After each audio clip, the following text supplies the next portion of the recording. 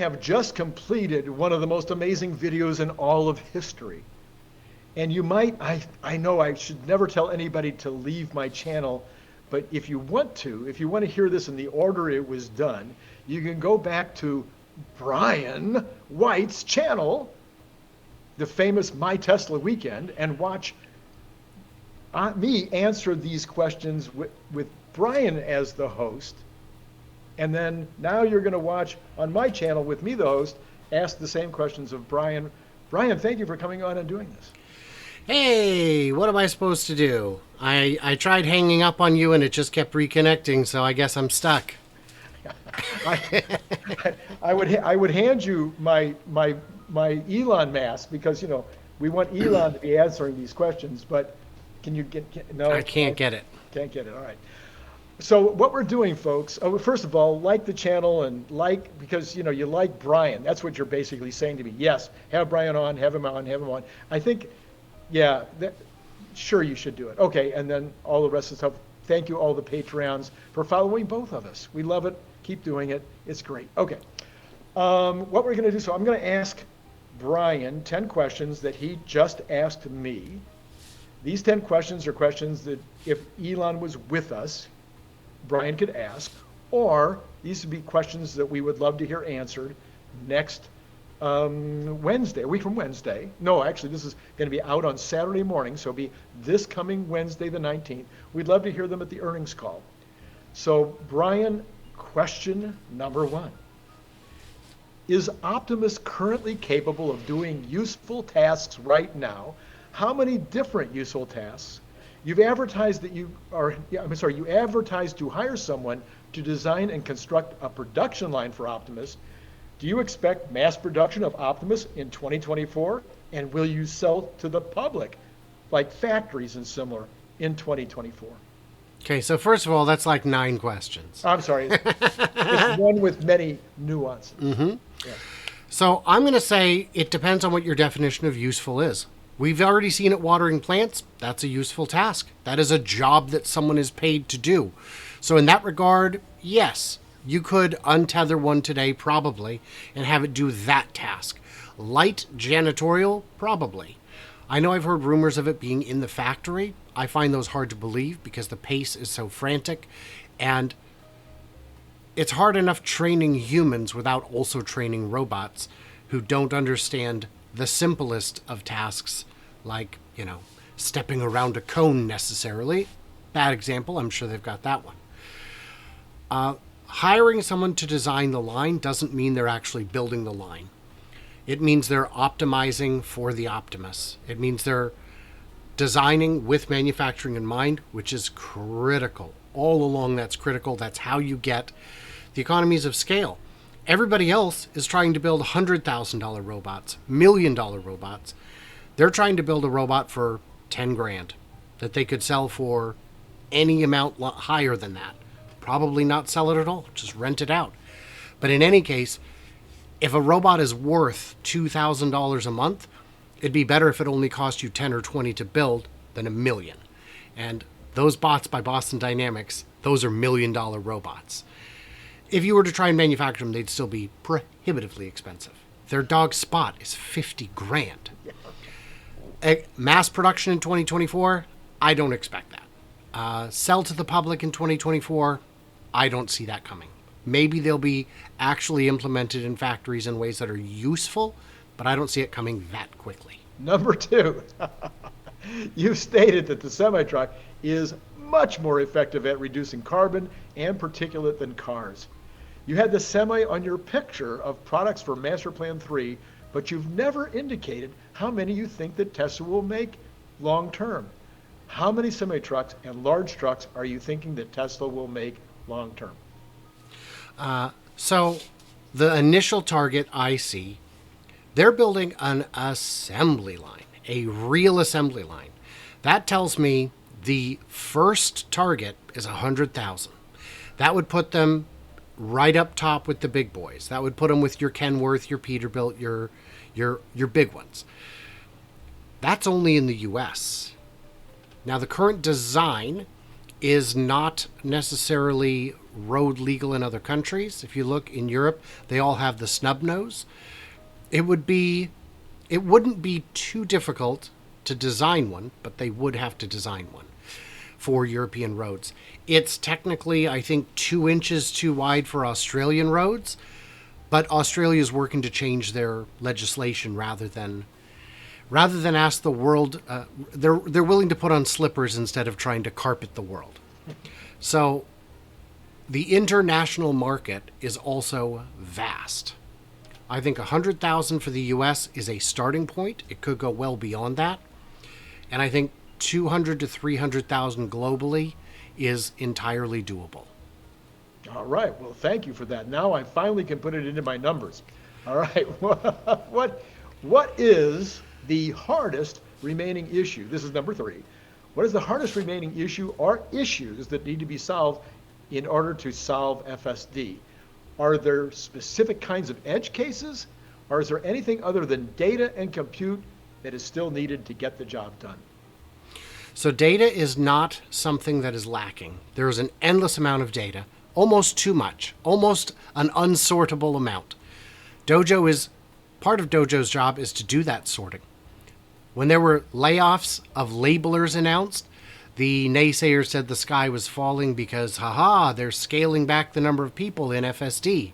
No, that job has been taken over by bots. That's a good thing. Is there more compute power needed? Yes, that's why Dojo is still coming online. That's why it's still ramping. But what needs to be solved? Is it the edge cases? And the answer is yes, mostly, but it's not all the individual edge cases because there are too many. It's all of the edge cases at once. It is, we are churning the butter, but it is not butter yet. And when it is, it'll be butter throughout all at once.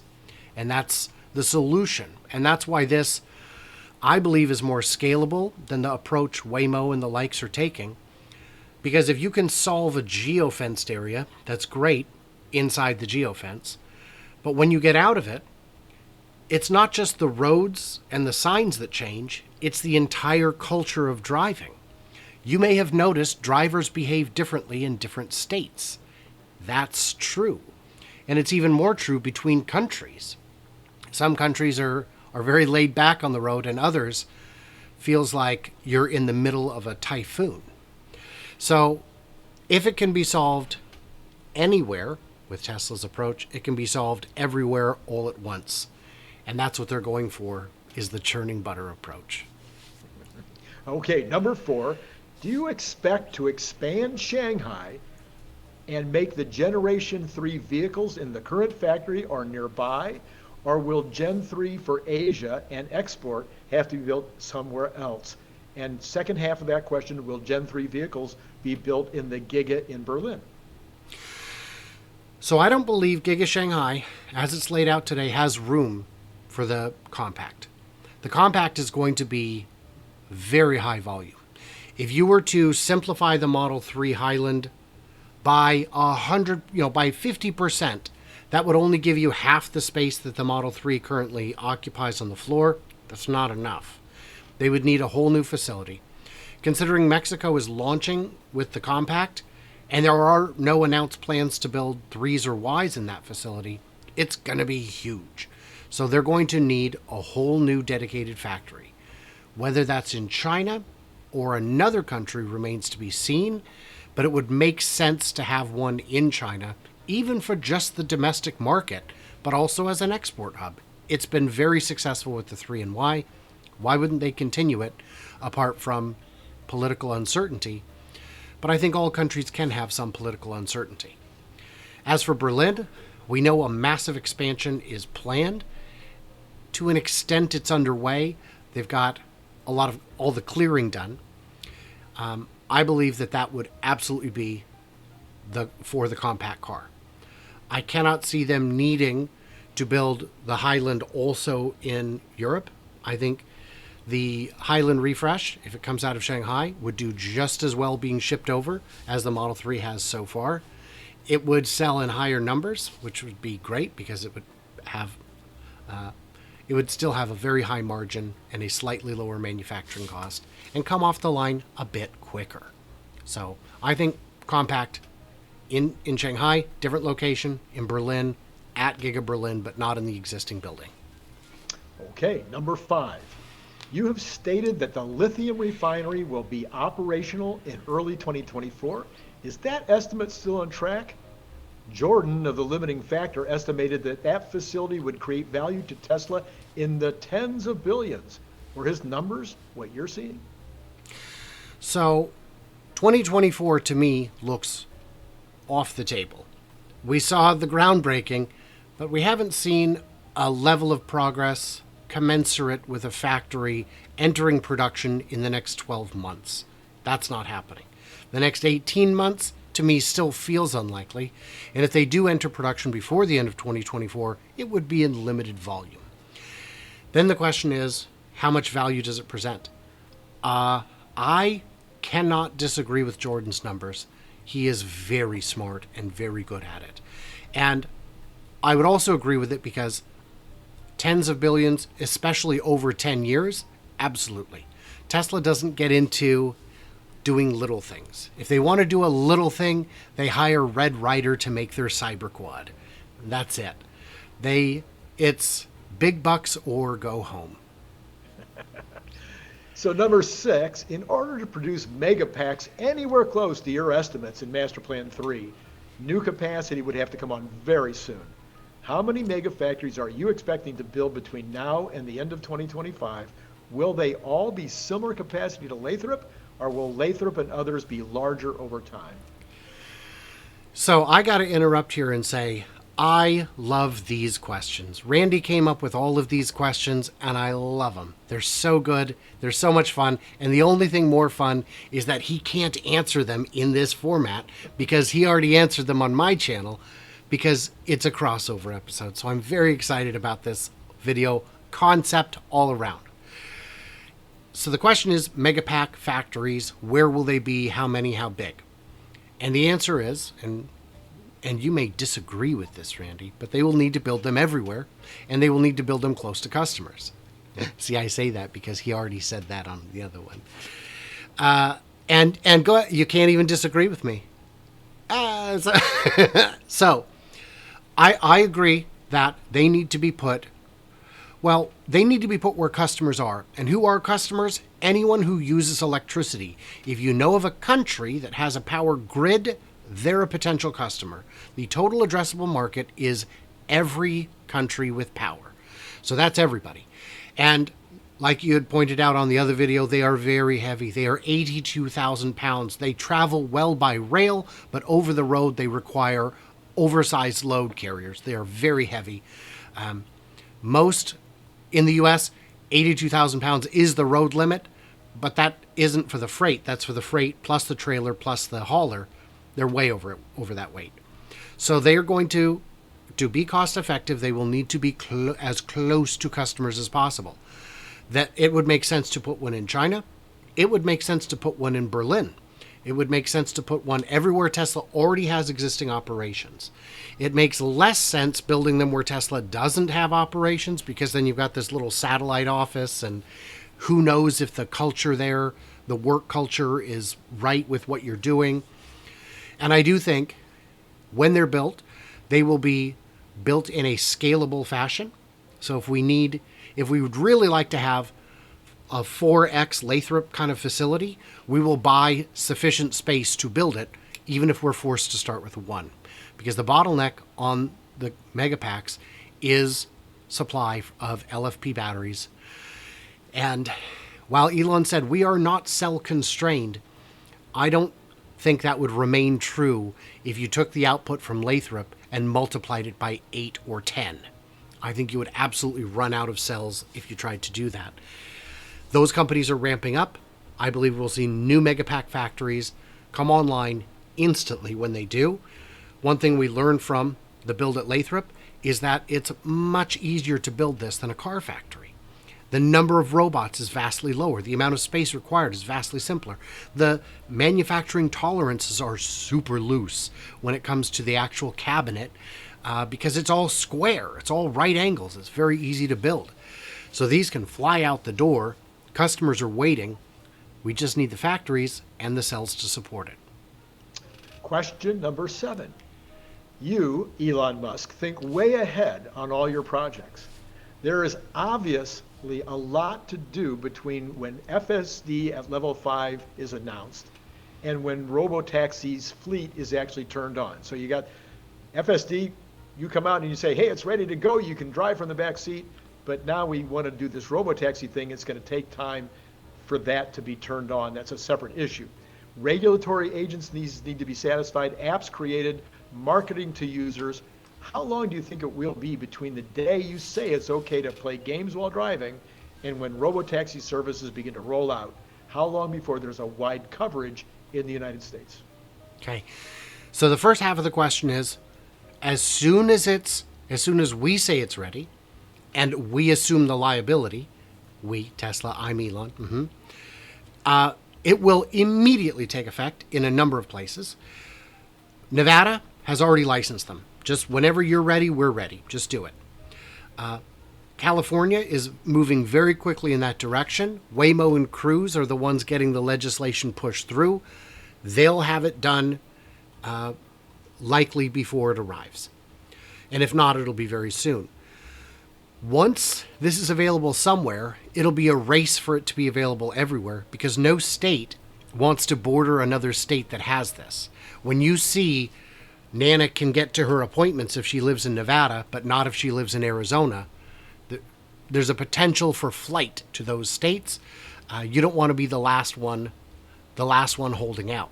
And if the numbers look good and the insurance is in place and the liabilities all sorted out, there's not much to chase. So the question of when will it reach wide coverage? A whole lot quicker than even Tesla insurance, which has been very slow because insurance agencies, regulatory agencies, are notoriously cumbersome when it comes to their red tape. So I think it'll be very, very fast. Months for some, years for the very latest. Number 8, the total U.S. sales of Model Y are heavily concentrated in California. Do you believe that Model Y will eventually have the same penetration throughout the U.S. that it currently does in California? Well, of course. All the good things start on the coast and make their way to the smallest towns in the country. Think meth, think fentanyl. It's just how it works. They make their way. It's just so. But in a more serious sense, yes. It used to be 20 years ago, you could time travel. You could go back in time 10 years for every 30 miles you got from the heart of the city. You get 30 miles out of the city, fashion is 10 years behind. Everything. Phones are, maybe not phones, but everything was 10 years behind. And you go another 30 miles, now you're in the country, 10 years behind again. The amount of time it takes is getting a lot shorter. It wasn't that long ago that in small towns you would not see any electric cars. And now you see quite a few. Teslas are not. There is nowhere that I'm aware of in the continental U.S. where Teslas are sufficiently rare that they still wave at each other. I could be mistaken. Those places may still exist. But if they do, I would argue there are probably places where people wave at each other anyway. Unless you ain't from round here. So, yes, I don't think anywhere is going to see the level of saturation that you see in California because Tesla has a home field advantage there. If you look at the big three in Michigan, you will see cars made in the Midwest that I didn't know existed because, like the Chrysler 200, I don't know if I've ever seen one in person on the coast. They just don't sell that well. But in Michigan, all domestic brands have a special place in their heart. So it's a little tricky that way. Yeah.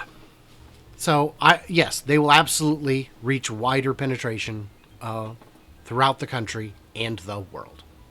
Okay. Number 9, if Model 3 Highland is a huge success, where will Tesla establish the lines necessary to be able to respond to that increase in sales? Oh, so if Model 3 demand doubles, where is it going to be built? Yeah. Oh, I got you there. The answer is in the same place it's already built, just more quickly. The fact, my understanding, my belief, my steadfast belief, no matter what certain grouchy folks might say, is that the Model 3 Highland will be a cast front and rear, a structural battery pack, and just everything simplified. It may be an unboxed light, which means that it's got the seats and some of the interior pieces already mounted before it goes together. And if they do, that means the same space that currently makes Model 3s can make 50% more, 60% more, to be determined, but a higher number. So I don't think they need new assembly lines. I think they'll be able to handle them, at least for a while, from Fremont and Shanghai. With Shanghai continuing to export to Europe. Now, there may be a shortage of Model 3s in Shanghai for the Chinese market, but if the markup is vastly higher abroad, they're going to sell them abroad. And then they can still do end-of-quarter pushes for local sales, but the price will be higher. It will be commensurate with demand. The demand will be higher. The price will be higher. The cost to build will be lower. The manufacturing, the margin will increase and improve. And we'll look back at, this upcoming, we may be seeing 18% margin, Tesla's doomed. We may be back to seeing 22, 23, because those compressed margins are on a car that is getting a little long in the tooth. And that may be enough to address it. All right, and finally, number 10. Will you be offering a low-cost version of FSD for those who don't wish to put their cars on the robotaxi system? No, pay me. Shut up and pay me. Give me my money. Better have my money, Randy. Where my money at? So, no. I know Elon has said that $15,000 is a bargain. It's worth $50. It's worth $25 to $50. But that's only true until the second or third or 10th company cracks it. And it is only a matter of time before somebody else has a true level 4 or level 5. Now, if that's Cruise and Waymo, I don't think those cars are going to be for sale. I think you'll only be able to rent them. If you want to buy something that doesn't look goofy and is a practical car, Tesla may be your only choice for a while. But the Chinese manufacturers are moving very quickly.